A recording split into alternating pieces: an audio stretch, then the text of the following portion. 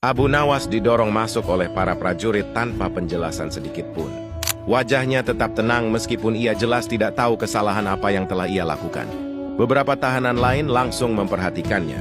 Apa kesalahanmu sampai di penjara? Aku sendiri tidak tahu. Kabar penangkapan Abu Nawas dengan cepat menyebar ke seluruh istana. Banyak orang heran karena selama ini Abu Nawas dikenal cerdas dan tidak pernah membuat masalah besar. Di ruang singgasana, Raja duduk dengan wajah serius. Yang mulia, Abu Nawas telah kita penjarakan sesuai perintah. Raja hanya mengangguk tanpa banyak bicara. Sebenarnya, Raja sengaja melakukan itu untuk menguji Abu Nawas. Ia ingin melihat bagaimana Abu Nawas menghadapi situasi sulit tanpa mengetahui alasan di baliknya. Keesokan harinya, Raja memerintahkan agar Abu Nawas dibawa ke hadapannya. Abu Nawas berjalan masuk ke istana dengan tangan terikat, namun wajahnya tetap tenang. Abu Nawas, apakah kau tahu mengapa engkau dipenjara?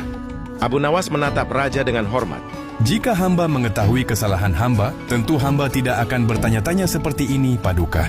Raja menyipitkan mata. Jika kau tidak bersalah, bagaimana kau menjelaskan dirimu? Abu Nawas tersenyum tipis. Justru karena hamba tidak bersalah, hamba tetap tenang. Orang yang bersalah biasanya gelisah dan penuh ketakutan. Beberapa pejabat mulai berbisik. Apakah kau tidak marah di penjara tanpa alasan? Abu Nawas menggeleng. Hamba percaya setiap keputusan pasti memiliki maksud. Jika hamba marah tanpa mengetahui kebenaran, itu justru menunjukkan bahwa hamba tidak bijak.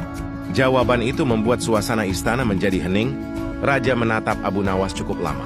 Akhirnya ia tersenyum kecil. Sebenarnya kau tidak melakukan kesalahan apapun. Aku hanya ingin menguji kesabaran dan kebijaksanaanmu. Semua orang terkejut mendengar itu. Abu Nawas hanya menunduk. Terima kasih Paduka atas pelajaran yang hamba dapatkan.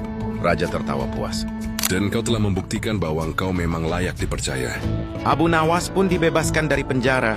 Sejak saat itu, semakin banyak orang menghormatinya, bukan hanya karena kecerdasannya, tetapi juga karena kesabaran dan ketenangannya dalam menghadapi masalah. Ketika kita berada dalam situasi yang tidak adil, kesabaran dan ketenangan adalah kekuatan terbesar. Tidak semua hal perlu dibalas dengan emosi, karena kebenaran akan terlihat pada waktunya.